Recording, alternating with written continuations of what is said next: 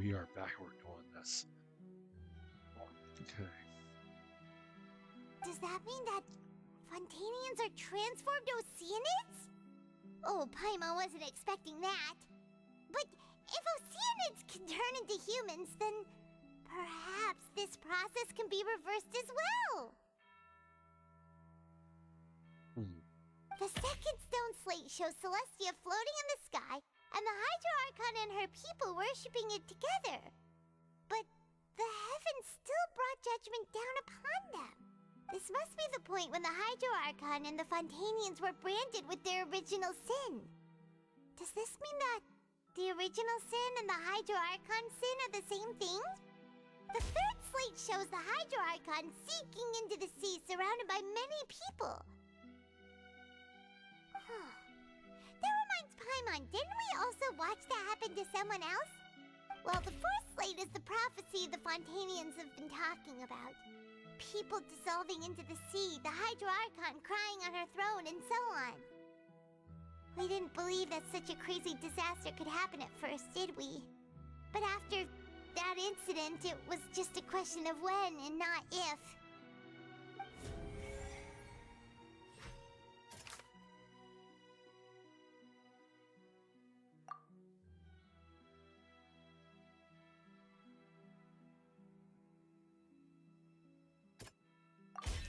We know from the case of the serial disappearances of young women that Fontainians can be dissolved in primordial seawater. And the first stone slate tells us that long ago, the Hydro Archon used her power to turn Oceanids into humans. This...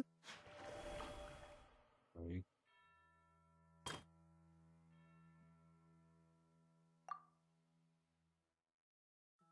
I don't think it has anything to do with child. That doesn't sound quite right. Let's think about this some more. Perhaps what is about to take place has all happened before. The true sin of the Hydro Archon that Nervilette mentioned, and the original sin cast down on the people of Fontaine by Celestia, as recorded on the stone slates.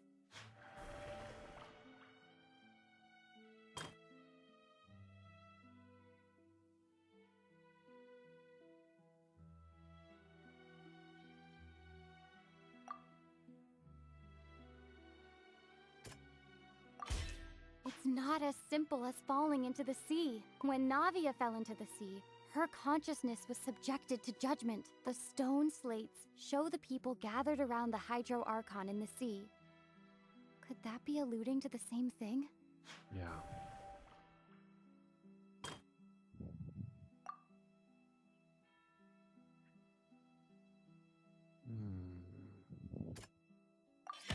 The prophecy from the stone slates found its way into society, but not many people believed it at first. The fortress of Meropide was nearly flooded with primordial seawater, which we know can cause Fontainians to dissolve. It seems increasingly likely that the prophecy may come true. If we hadn't dealt with it in time, things could have gone very badly. Okay. They'll dissolve into the primordial sea but won't cease to exist. Their essence will flow in the seawater, converge, and take the form of an Oceanid. The Hydro Archon was sentenced to death in court, shocking everyone present. Perhaps this means that her sin was actually Fontaine's original sin. Navia fell into the water inside those ruins, and she nearly dissolved. She was surrounded by the people of Poisson in a court within her consciousness, and was forced to take part in a trial meant to make her stay. The eruption of the primordial sea at the fortress of Meropide was the surest sign that the prophecy was about to come to pass no matter what. The stone slate's contents can all be verified by recent events. If we combine what we know together, loads of truths should come to light.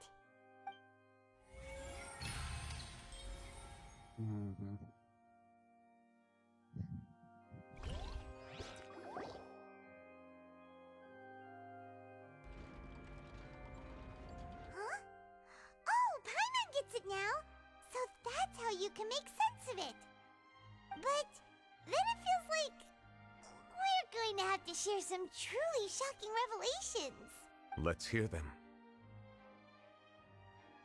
First, they realize that Fontaine not Incredible. humans. Linny, did you hear that? We're not real humans. All Fontainians were originally created by the late previous Hydro Archon, with Oceanids as their basis. The evidence for that can be found in how only Fontainians could dissolve in primordial seawater, and how all the girls Vacher dissolved were also turned into Oceanids. Oh, and according to Navia, when she was about to get dissolved, she also saw everyone gathered around for a trial, all of them in the shape of Oceanids. Indeed. The second slate reveals that the Grail Hydro Archon was her creation of Fontaine's Oceanids. And it follows from the content of the first slate that she probably angered Celestia by creating humans without prior permission. That could also explain why the Oratrice judged the Hydro Archon to be guilty. It's to account for that ancient sin. The Hydro Archon's true sin was creating us? And yet, after many hundreds of years, the Hydro Archon's creations have turned around to try to judge the Archon within the Opera Epiclese. The twists of history are often the most unexpected of all. As for the Yeah, third slate, isn't the image here just like when Navia fell into the sea? So wouldn't it be trying to show the image of the Hydro Archon also falling into the sea once the prophecy has been fulfilled in the fourth slate? the fourth slate depicts the fulfillment of the prophecy as already widely In known. the end, the people will all be dissolved into the waters, and only the Hydro Archon will remain weeping on her throne. Only then will the sins of the people of Fontaine be washed away. Did Paimon get all that right? You've made some keen deductions. I must say, given how much you still don't know, it is impressive that you've already managed to connect so many pieces of the truth. However, while you were able to decode all the information on the slates, they've also been etched with an additional layer of hidden information using a different power source. When we were at the ruins, I tried to decipher the hidden information recorded in the slates. But since we only had 3 slates at the time, I was unable to come to a full conclusion.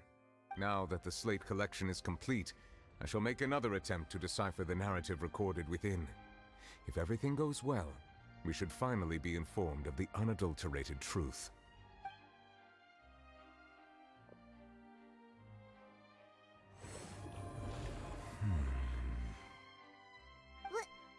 Well? Did you get it? I believe I should share this truth not only with you, but with all the people of Fontaine as well. I will try to briefly summarize it for you. Your hypotheses regarding the origin of Fontainians and the sin of the Hydro Archon were both correct. In the Fontaine of old, the previous Hydro Archon sensed the yearning of her Oceanid familiars for life on land.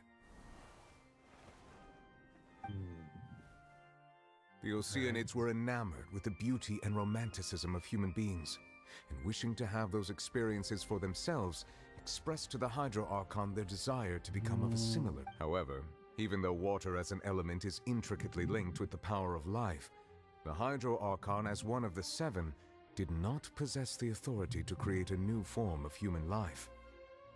Not one to give in, she eventually found a way to create permanent humanoid bodies for her familiars by appropriating the power of this planet's primordial sea. The people of Fontaine were the Archon's familiar, not interested. She poured primordial seawater into the Oceanids' blood vessels, creating humanoid mimics in the process. But if Fontainians were to ever come into direct contact with water from the primordial sea, the power within their bodies would escape these artificial restraints and return to the sea. As a result, their forms would collapse, and they would be reverted to their original forms as Oceanids. Of course, the Hydro Archon never received permission from the heavenly principles to create a new human race. And thus, the Hydro Archon and all of her creations came to shoulder the original sin of appropriating the power of the primordial sea. That is the true history of how the people of Fontaine first came into being. So we were all Oceanids before we turned into human beings? That's way too much information for me. I think I'm just going to pretend that I never heard a single thing. Wait, but if that's the truth, we can't let the Hydro Archon be sentenced to death. After all, her only sin was creating us. This really might be too much information for your regular Fontainian, but it does answer a lot of our questions. Alas, your hypothesis regarding the third and fourth stone slates was inaccurate. The slates' respective positions are, in fact, correct.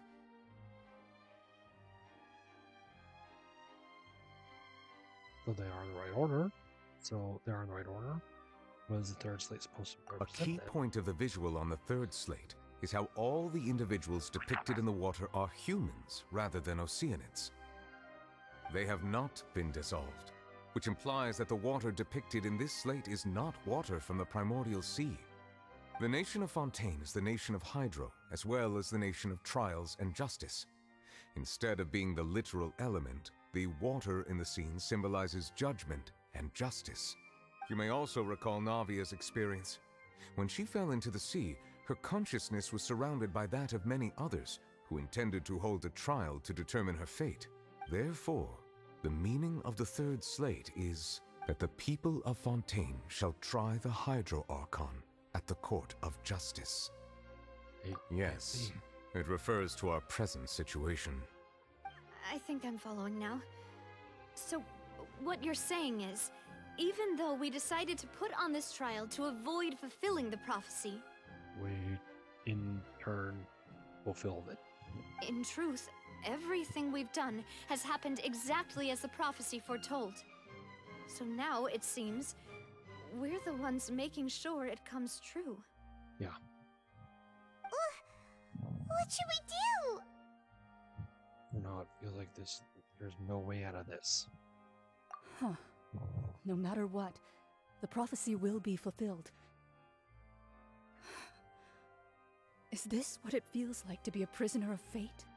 If that's the case, does that mean the scene in the fourth slate will also be fulfilled soon? Traveler, I would like to point out another small fallacy in your deductions.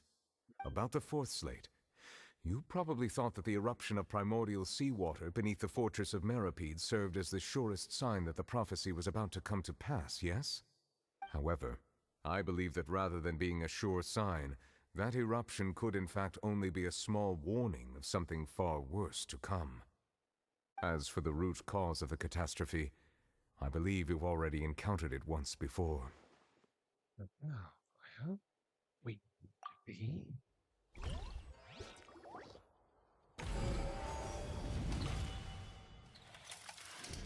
This eruption was just a small warning of the things to come.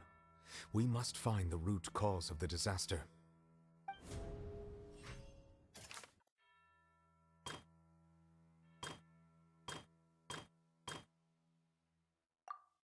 Wild. That doesn't sound quite... Okay, then what? Oh, It was both dream and reality.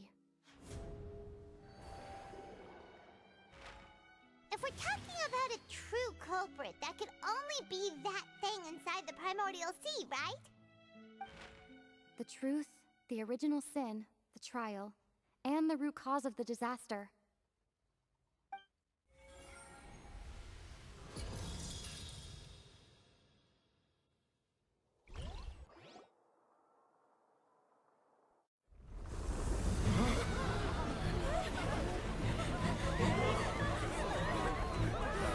here it comes. There it is. Yup. Narwhal.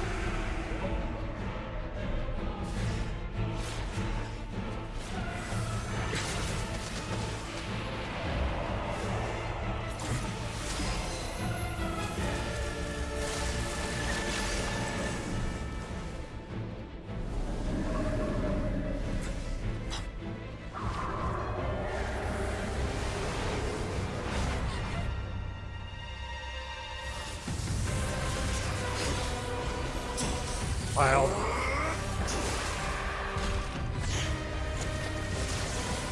Ooh, I'm here with the monsters. I need this.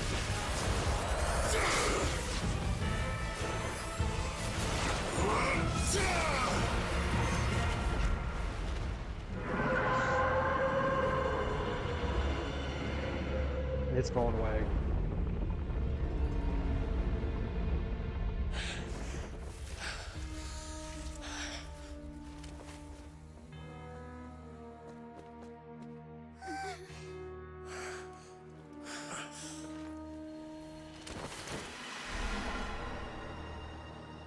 He just said, "Go with, go to him, go fight, go take, go." That was way too close! How did that thing just burst into the opera house? Wait, was that the huge whale you saw in your dream? That's right. Anyway, that's the one that Chow saw when he was young. So we've met it at last. I understand very well why it has chosen to make an appearance here. That whale does not belong to Teyvat. It is a monster that has traversed the stars, weeping all the while. It has been greedily consuming the energy from the planet's primordial sea, using it to grow. That is the main cause for the rising sea levels. And once it has finished consuming all of the energy contained within the sea, its next step will be... You said that when the Hydro Archon first created Fontainians out of Oceanids, she filled their blood vessels with primordial seawater. Precisely. That whale finds the blood of Fontainians nigh impossible to resist. Therefore, when it left the primordial sea, it decided to make its next stop a packed opera house full of food. Food in the form of Fontainians. We just barely managed to push it back, right? In that case, won't it come back to target the people again once it's managed to recover its strength? That is correct. Indeed, it is more accurate to say that we should thank that Harbinger for buying us some time. Without him, the whale would have likely come onto land far sooner. From the way he looked, he must have been fighting the creature for quite a long time. That battle maniac. We've always known that he had a special connection with that whale, but we definitely didn't expect it to help us out like this. I mean, come on, it is his constellation. Anyway, now that we know that this whale is the actual cause of the disaster recorded in the prophecy, all we need to do to stop the prophecy would be to find a way to beat it up, right? It is too late. It had already absorbed too much of the primordial sea's energy before we could notice it. At this point, it has become practically integrated with the sea itself. Even if the entirety of Teyvat were to be destroyed, it could still survive and swim off towards some other world. That's not something I will accept. We've already done everything we can, and we even found the true culprit. We've come so far. You can't just tell me that the last hurdle is some impossible foe. That's just not fair. Indeed, that's not how a grand performance should end. I'll fight it to the end, no matter what. So the prophecy will be fulfilled no matter what, huh?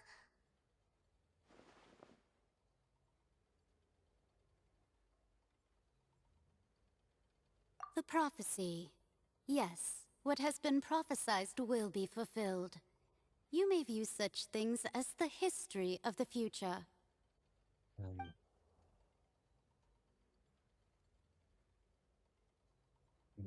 Talking this and fighting against fate. Wait, it's all about fate. Just as prophecies are usually only the future as seen from the perspectives of the gods, could things be happening in hidden corners where the gods' gaze does not fall? Ultimately, fate shall serve as your only guide, no matter what will happen in Teyvat's future. All you need to do is to play your part. Could be that even the prophecy will be fulfilled. There still be a way to save everyone. Did I miss something? Wait, I forgot about Furina. What was it that she wanted to save me in that last moment, like a giant magic box? What's her real secret.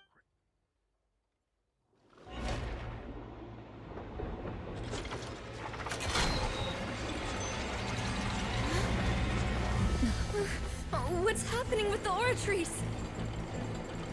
I believe it is preparing to carry out the death sentence.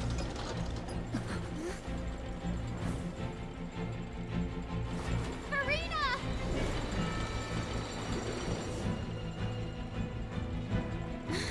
No, I still need answers.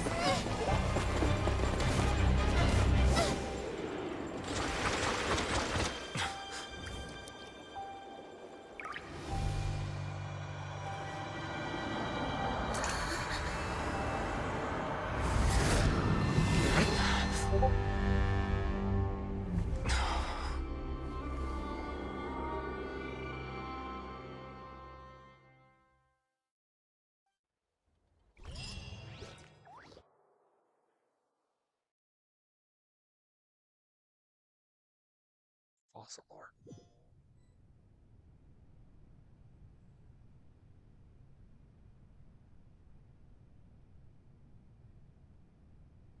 The real Hydro Archon. You...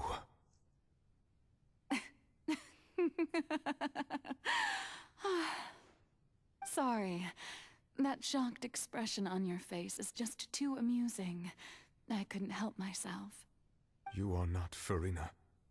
Who are you? The sweet sound of bewilderment. Marvelous. A sure sign that my attempt to deceive everyone was a resounding success. But to answer your question, I am Focalor. You know, the god. Focalor. Why did you deceive us? Oh, that wasn't my goal, of course. Goodness, no. But I had to fool everyone else too, if I was to stand any chance of deceiving the heavenly principles. Deceiving the heavenly principles? It's all because of that pernicious prophecy. Dreadful, wasn't it? Everyone doomed to dissolve. Fontaine condemned to be flooded. One was not amused. In fact, one was positively bemused when that problem was thrust upon me by my dearest predecessor. That's the former Hydro Archon Egeria, for the uninitiated. It hardly gets more disastrous than a preordained national catastrophe, now does it? She knew full well that the prophecy would surely come to pass. And as one of the seven, she also knew full well that one defies the heavenly principles at one's peril. So yes, as you have no doubt surmised, it was a rather impossible situation that I found myself in. I spent a terribly long time mulling it over, alone on the ocean floor. And I was almost growing barnacles by the time I finally realized there was only one possible solution to this confounding conundrum. I had to outwit the heavenly principles, allow the prophecy to be fulfilled, ostensibly at least, while saving everyone at the same time. I'm a genius, I know. I can only assume that's why Egeria chose me as her successor. Although, looking back now, it was hardly the inheritance one dreams of. Between the task of saving the nation, the quotidian duties of the Hydro Archon, and not to mention the original sin of creating a new race of humans, I dare say she left me quite a colossal mess to clean up. But one can only play the hand one is dealt. I did not choose this, any more than I chose to be one of her Oceanid familiars. So you were also once one of the Oceanids, transformed into a human by Egeria's hand.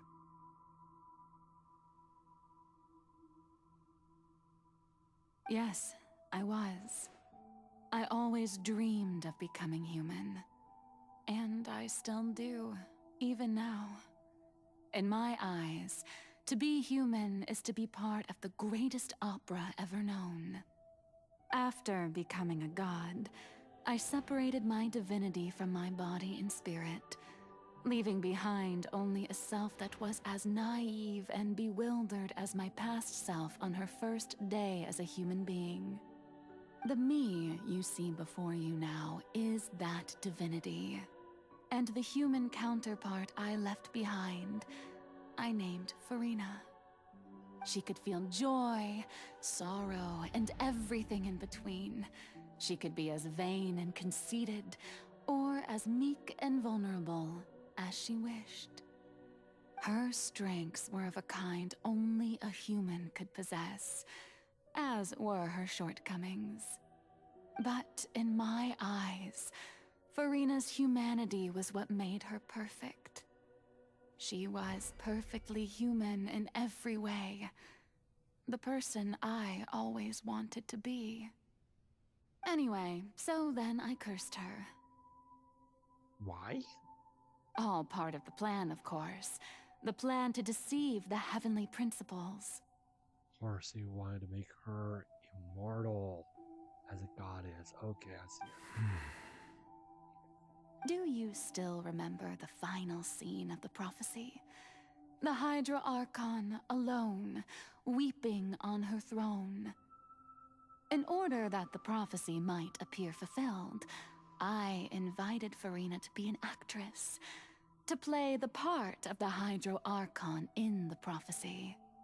Under the curse I placed on her, so long as I, Focalors' divinity, continued to exist, she could not die. But nor was she free to live her life in the pursuit of happiness. Instead, she was forced to take the stage in the opera house, to embrace the role of leading lady, to forever play the part of the god from the prophecy, all to create a deceitful appearance of that prophecy coming to pass. I suppose now you probably understand why your court is called the Opera Epiclese. But Furina is only human, isn't she? Even though she has had a long life, her mind is no stronger than that of any other ordinary human being. I cannot begin to fathom what she has had to endure. It must have been torture for her. It has indeed. And although she is, in a sense, me in human form, I most definitely owe her an apology for it. It's been 500 years, and all along, she's been playing her part in the most unimaginably long, unbearably lonely, and agonizingly painful opera of all time.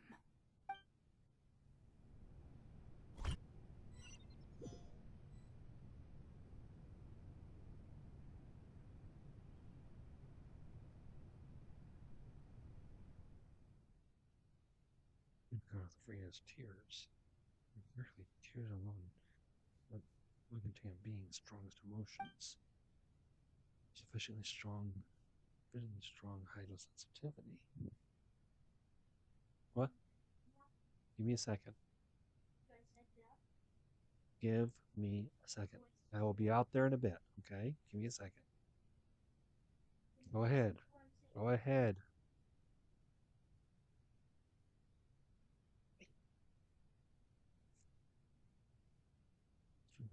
Strong hydrosensitivity, like form an emotional connection with just with Oceanids, they found the scene. Wait, must be Furina's inner world. Furina, what is she doing on stage? It probably isn't Furina. Like the reflection of her inner self. If I can directly speak to that self, I might be able to easily get what I wanted to know. Keep me for answers. By the way, this opportunity is not to be missed. I'll try talking to her.